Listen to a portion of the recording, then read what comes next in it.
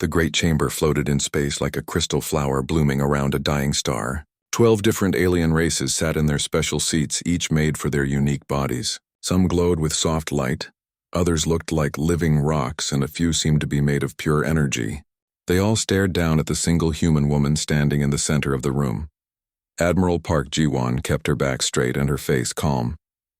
She had served Earth's Navy for 30 years, fought in 3 wars, and negotiated peace treaties with 5 different alien species. But today felt different. Today felt like an ending. The leader of the Etherian collective, a being that looked like flowing silver light, spoke first. Its voice echoed in the chamber like music made of ice. "We have gathered to discuss the human problem. For too long, your species has brought chaos to our peaceful galaxy." Park Ji-won said nothing. She had learned long ago that sometimes silence spoke louder than words. Another council member, this one resembling a giant crystal tree, added its voice. "Humans change too quickly. They adapt too fast. They solve problems in ways that make no sense. This behavior threatens the stability we have built over 10,000 years. The Vorthon representative, a creature that looked like living metal, tapped its claws on the table. "Their military tactics are unpredictable. Their science jumps in directions we cannot follow. Their culture shifts like sand in the wind. How can we trust beings who change so much?" Park Ji-won finally spoke. "You invited us to join your council 25 years ago. You said our differences would make the galaxy stronger." "We were wrong," said the silver being. "Differences are good when they follow patterns. Human differences follow no pattern at all. You are random. You are chaos." The human admiral looked around the chamber. She saw fear in their alien eyes. These beings had ruled the galaxy for centuries by keeping everything the same, making sure nothing changed too fast, controlling every new idea. Humans scared them because humans couldn't be controlled. "You want to know what humans really are?" Park Ji-won asked. "We are the species that looks at a wall and asks, what if we went around it? Instead of, how do we make the wall stronger? We see problems you can't even imagine because you've spent so long avoiding them." The crystal tree creature made a sound like wind through leaves. "Exactly. This is why you must be contained." The silver being rose from its seat. "The council has decided. Effective immediately. All communication with human space will end. All trade routes will close. All diplomatic contact will stop. The hyperspace gates to your solar system will be sealed."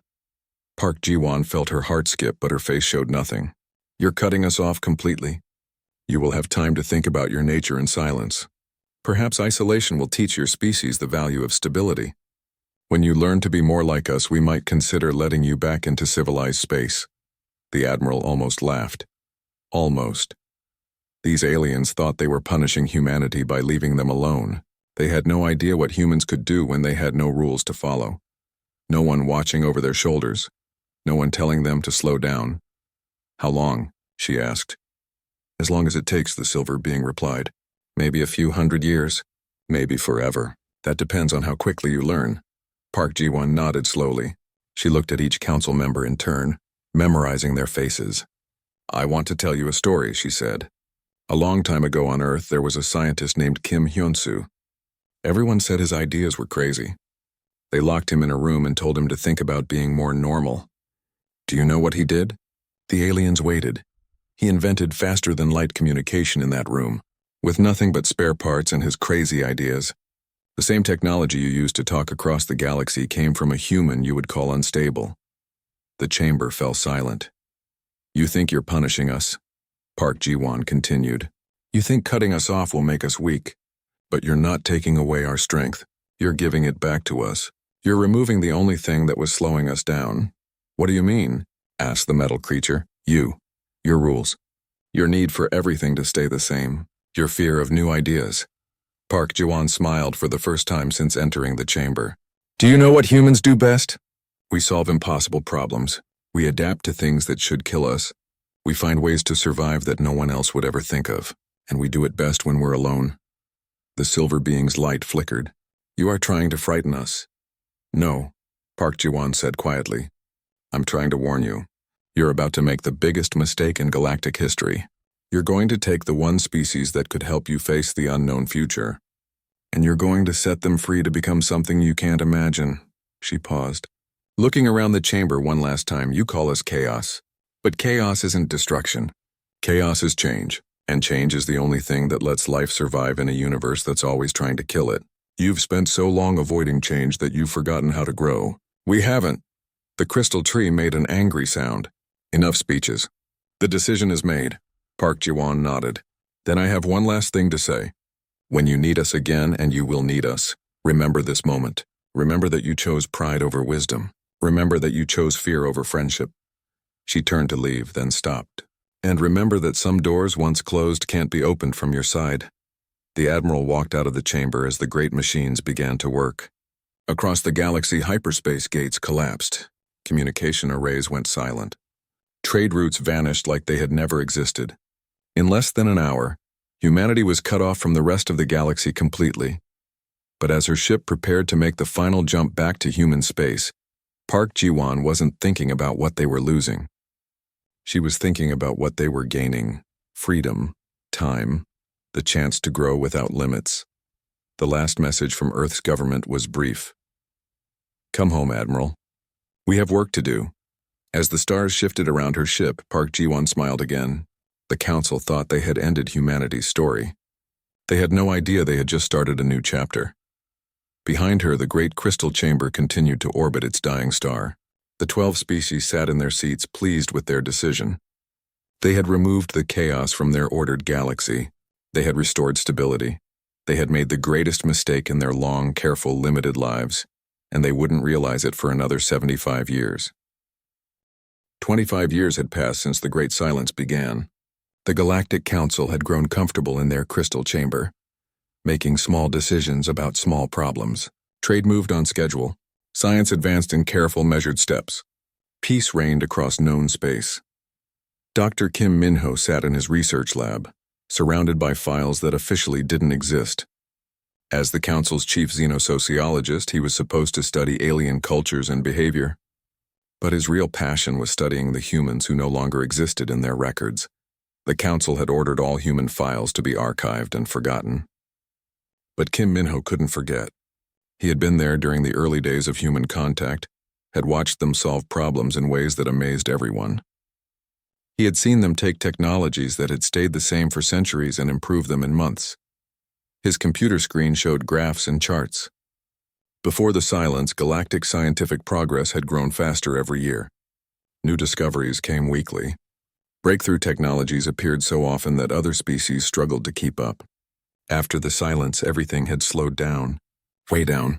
The correlation is undeniable, he whispered to his empty lab. Human involvement increased innovation rates by 300% across all fields, but no one wanted to hear that. The Council preferred their new world where everything was predictable. A soft chime told him someone was coming. Kim Min-ho quickly hid his human research and pulled up acceptable files about crystal farming on Vorthak Prime.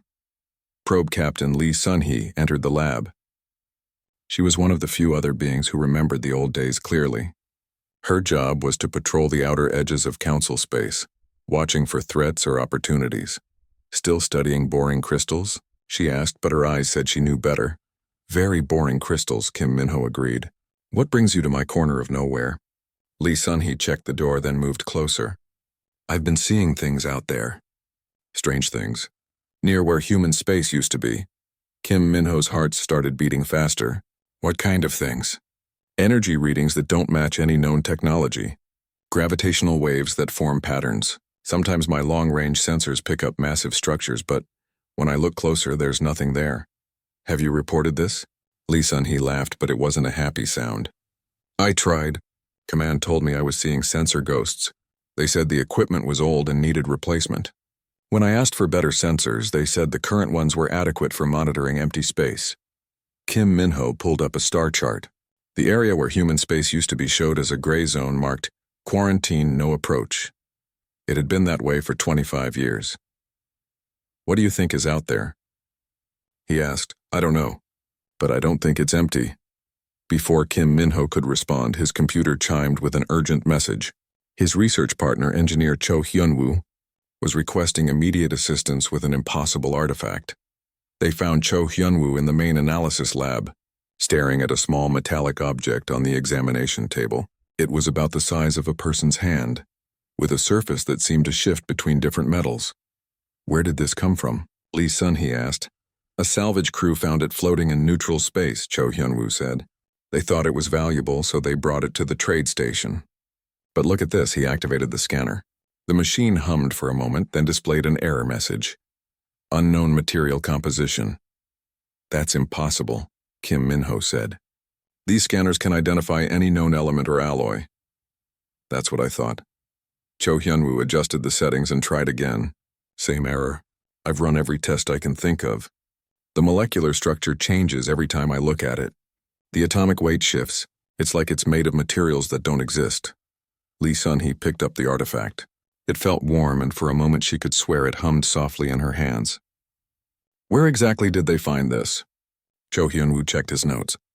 Grid reference 447 Delta 9. That's about 50 light-years from the old human border. The three researchers looked at each other. None of them wanted to say what they were all thinking. There have been others. Cho Hyun-woo continued quietly. 7 similar objects in the past 6 months. All found in roughly the same area. All completely impossible to analyze. Kim Min-ho felt a chill run through his body. Have you told anyone else about this? I filed a report with the Science Council. They classified it as unexplained natural phenomenon and told me to focus on more important research. What could be more important than unknown technology? Anything that doesn't come from near-human space, Lee Sun-hee said bitterly. Over the following weeks, Kim Min-ho dove deeper into his secret research.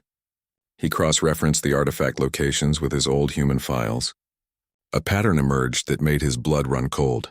Every artifact had been found along what used to be major human trade routes.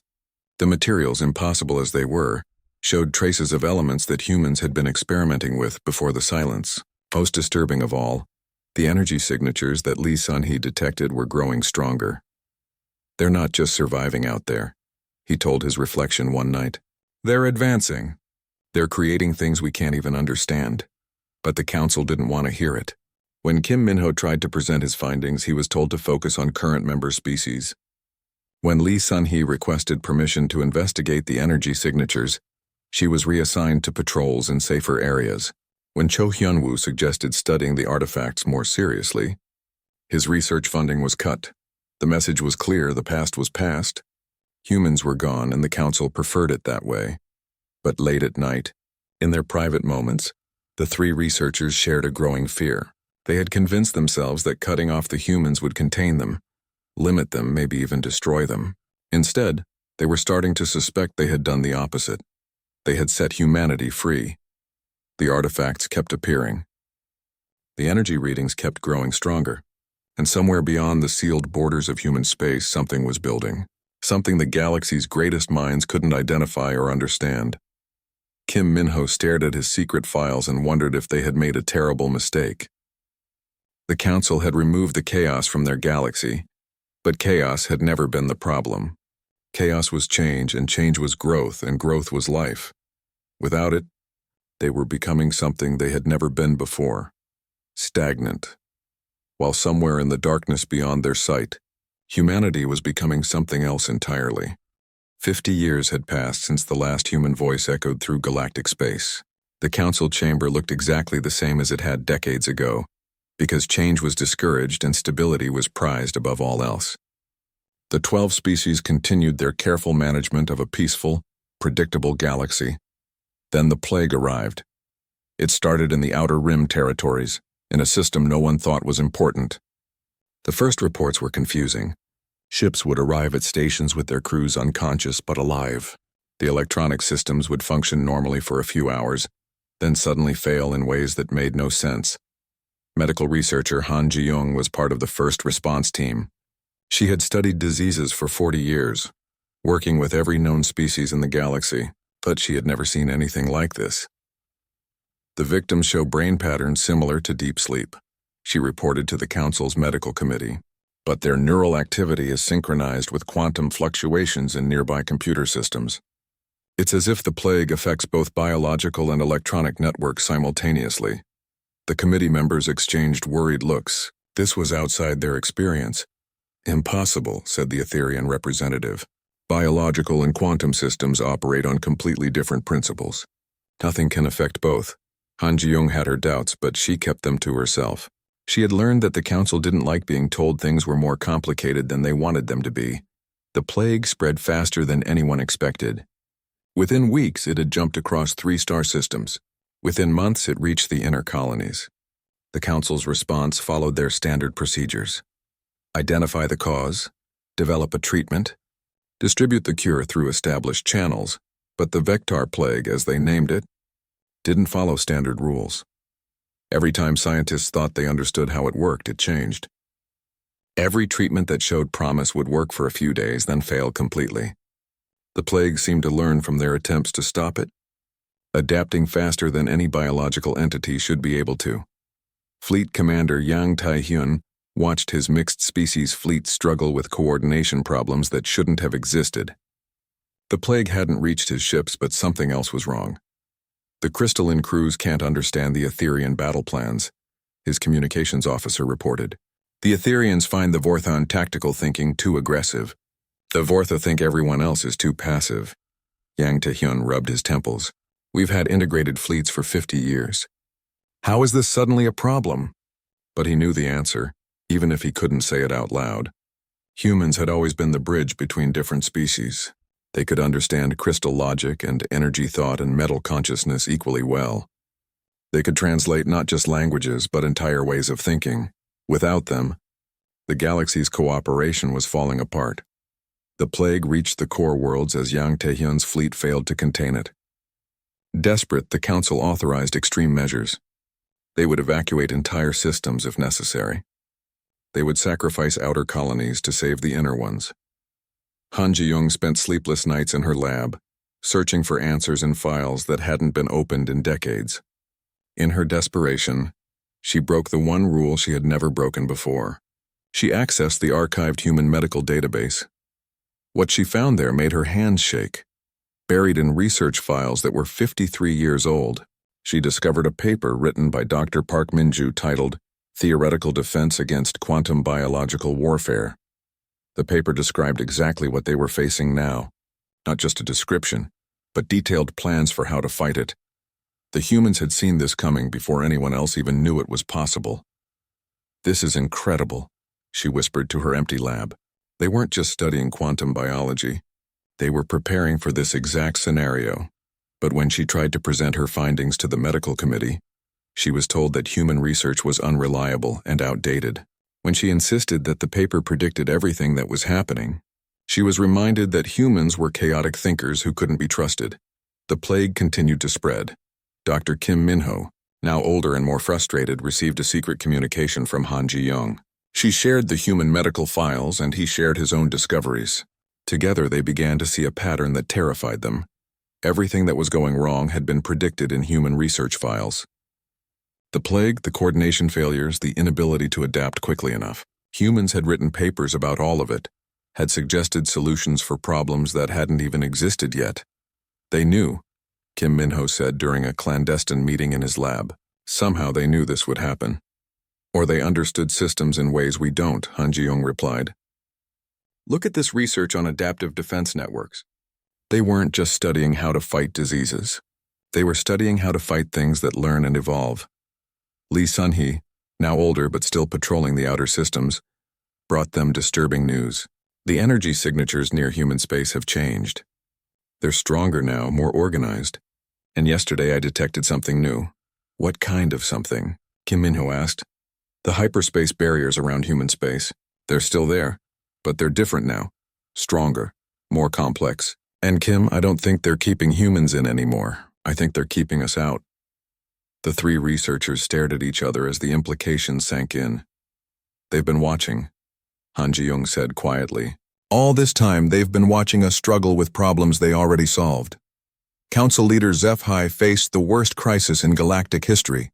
7 core systems were under quarantine. 3 entire species were on the verge of extinction. Their greatest scientists had failed to find any effective treatment for the plague. In desperation, he authorized something that had been forbidden for 50 years. A small secret mission to the edge of human space, not to make contact, just to gather information. Maybe the humans had records that could help.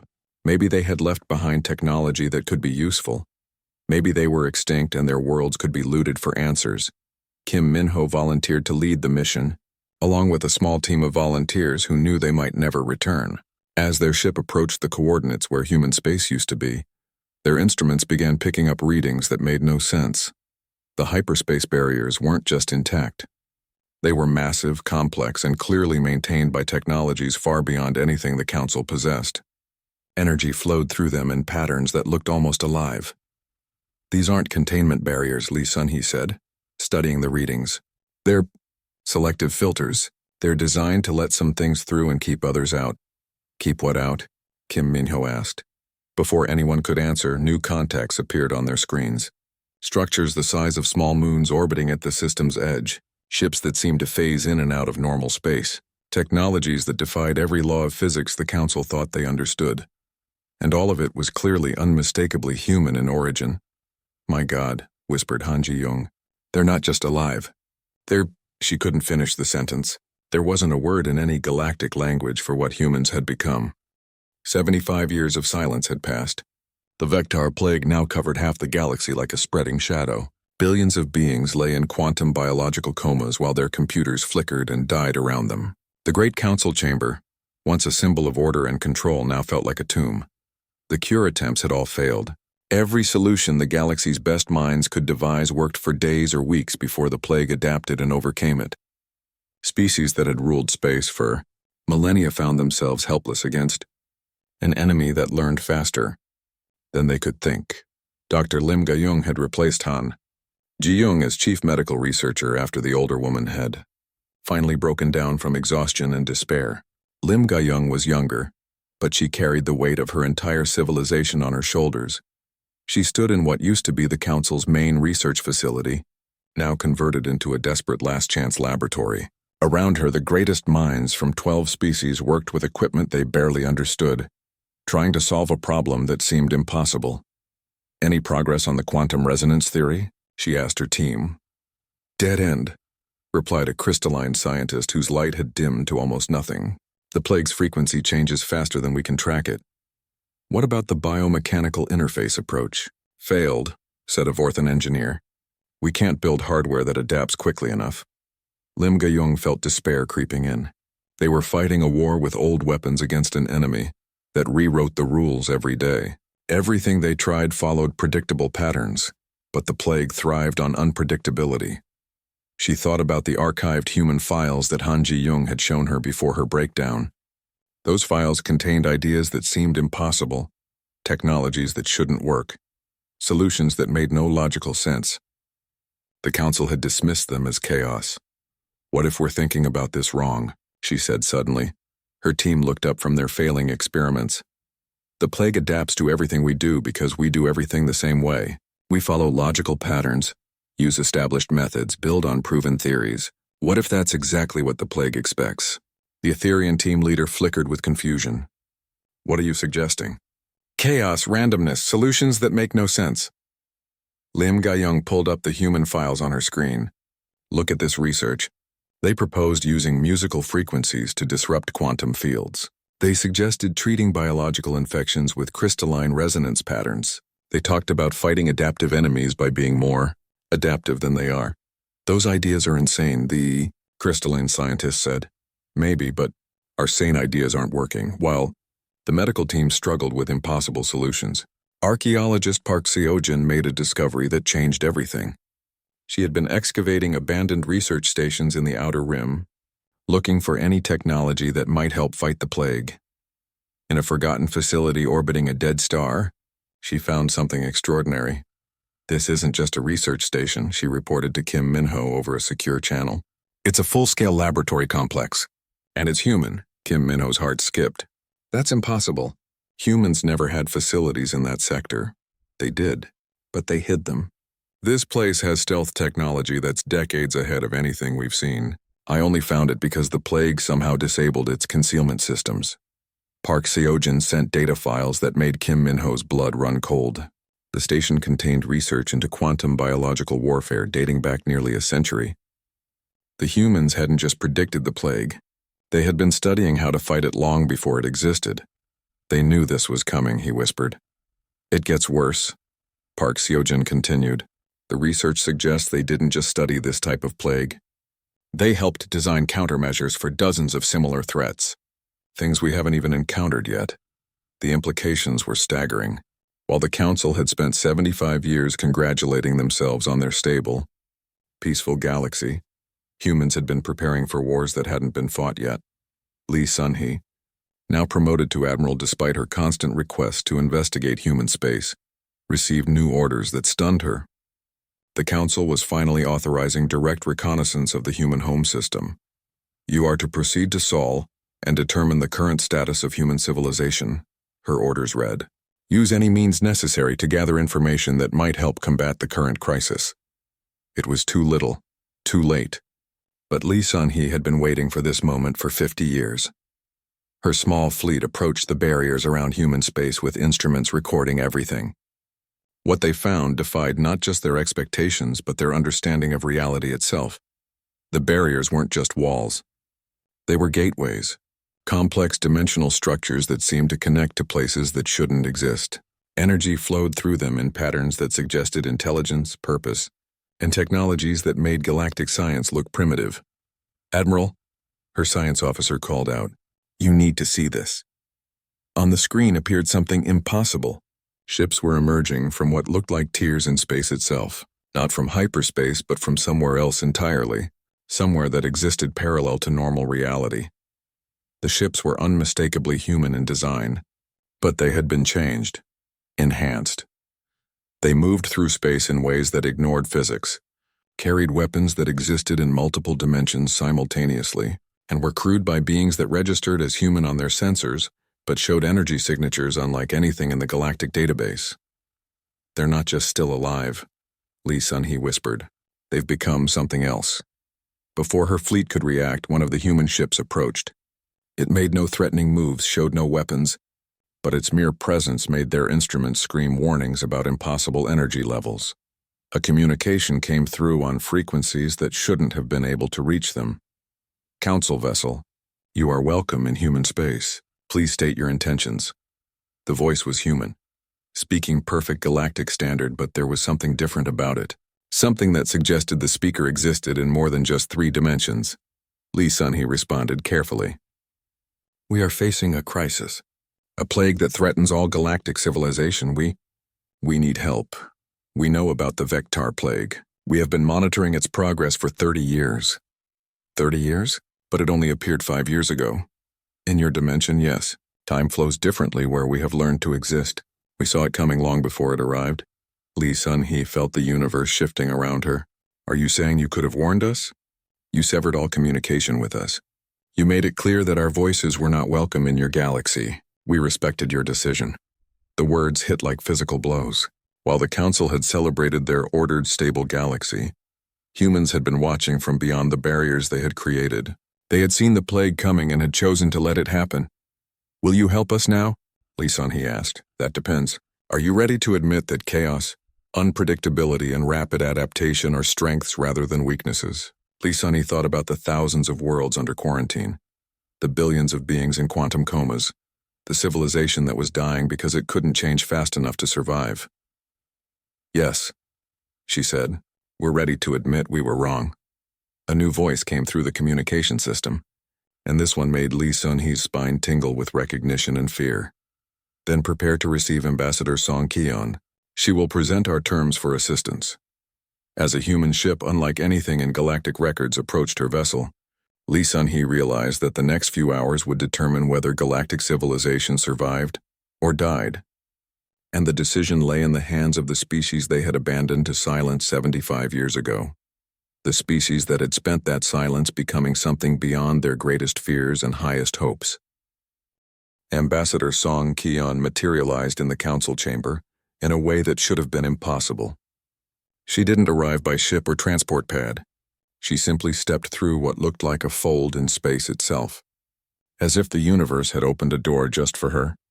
The 12 species that once ruled the galaxy now sat in emergency session, their numbers reduced by the plague's devastation. 3 entire species had lost their homeworlds. 2 others existed only in scattered refugee populations.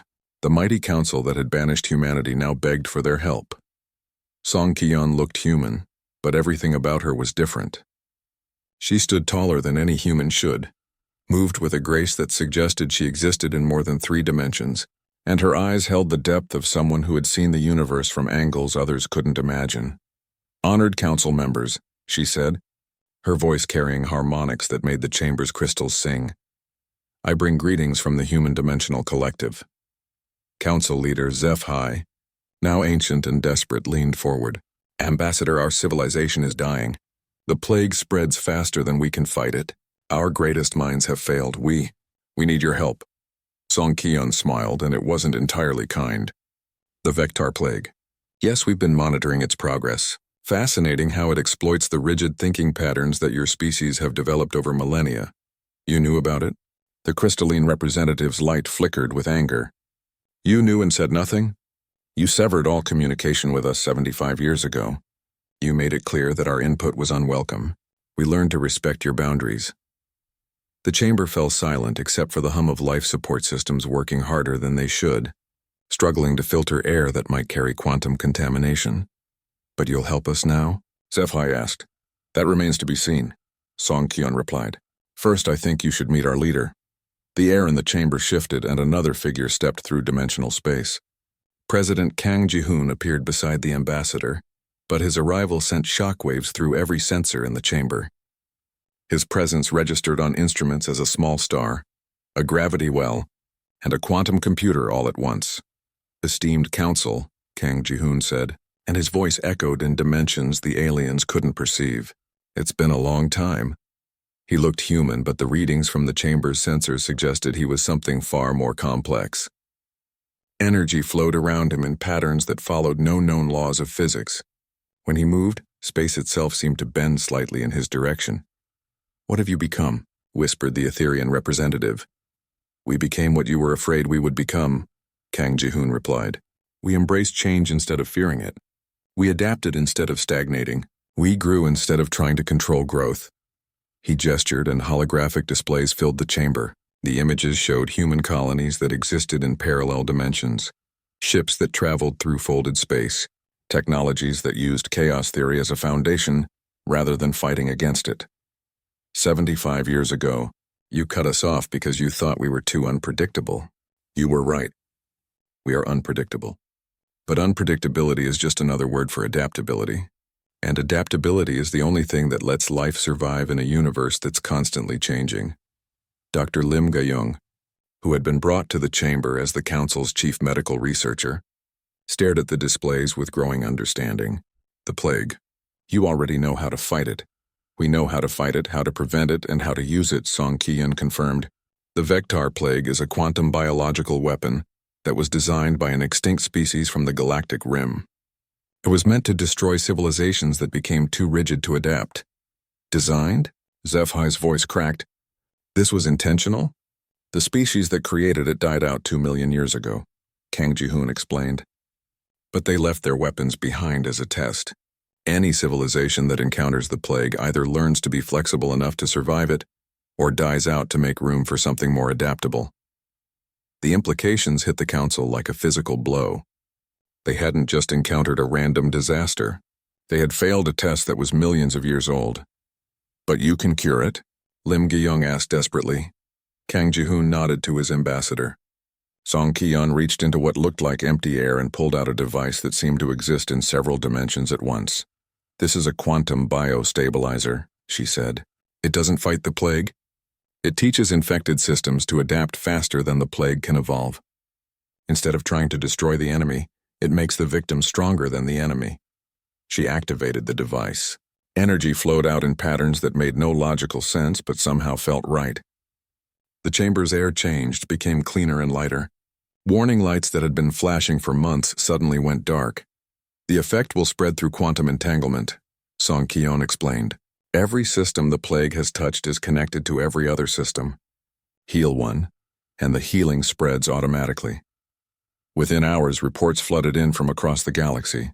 The plague was retreating. Not dying, but transforming into something harmless. Infected beings were waking up stronger than before, their minds enhanced by their experience. Computer systems that had failed were restarting with capabilities they had never possessed. The galaxy was being cured, but it was also being changed. Why? HFY asked. After everything we did to you, why help us? Kang Ji-hoon's expression grew sad. Because despite your fears and prejudices, you're still part of the galactic community. We may have grown beyond your understanding, but we haven't forgotten our origins. Will you rejoin the council? The crystalline representative asked hopefully. Song Ki-yeon and Kang Ji-hoon exchanged a look that contained entire conversations. No, Kang Ji-hoon said gently. We've moved beyond the need for councils and committees and votes on every decision. We've learned to make choices as quickly as circumstances change. We've become something you can't yet understand. But we could learn, Lim Ga-young said. You could teach us. We could, Song Ki-yeon agreed. But first you would need to learn to embrace uncertainty instead of fearing it. You would need to value questions more than answers. You would need to become comfortable with change happening faster than you can control. The council members looked at each other. After 75 years of stability and order, the idea terrified them. We understand, HFY said quietly. You're offering us a choice. Stay as we are and remain limited, or change and become something more. The choice has always been yours, Kang Ji-hoon replied. We're simply making it clear what the options are. As the human representatives prepared to leave, Song Ki-yeon placed a small device on the council's main table. This is a communication relay, she said. It connects to our dimensional network. When you're ready to embrace chaos as a tool instead of fearing it as a threat, use it to contact us. We'll be waiting. How long will you wait? Asked the Vorthan representative. Kang Ji-hoon smiled. Time works differently when you can exist in multiple dimensions. For us, waiting is just another form of action. They stepped backward into folds of space and vanished, leaving the council alone with their thoughts and a small device that hummed with possibilities they couldn't yet imagine. In the days that followed, the galaxy slowly healed. But it healed into something different than what it had been before. The plague had changed everything it touched, making systems more flexible, more adaptable, more capable of growing and changing. The rigid stability that the council had prized was gone forever. Dr. Bae Woo-jin, humanity's chief diplomatic strategist, sent one final message through conventional channels before the dimensional barriers closed again. It appeared on every council world simultaneously, written in every galactic language. To our former colleagues in the Galactic Council, you once told us that chaos was our weakness. You were wrong. Chaos is change, and change is life. And life is the only thing in the universe that grows stronger by facing challenges instead of avoiding them. You tried to eliminate chaos from your galaxy, and in doing so, you nearly eliminated life itself. When you're ready to embrace uncertainty as strength rather than fear it as weakness, you know how to find us. Until then, we wish you well on your journey toward becoming something more than you were. The universe is vast and full of wonders you can't yet imagine. We hope someday you'll join us in exploring them. The council kept the communication relay on their table, but they never used it. They were still learning that some doors, once opened, led to places from which there was no safe return. And in dimensions beyond their perception, humanity continued to grow into something the galaxy couldn't yet comprehend, waiting patiently for the day when their former colleagues would be ready to leave the safety of the known for the unlimited possibilities of the unknown.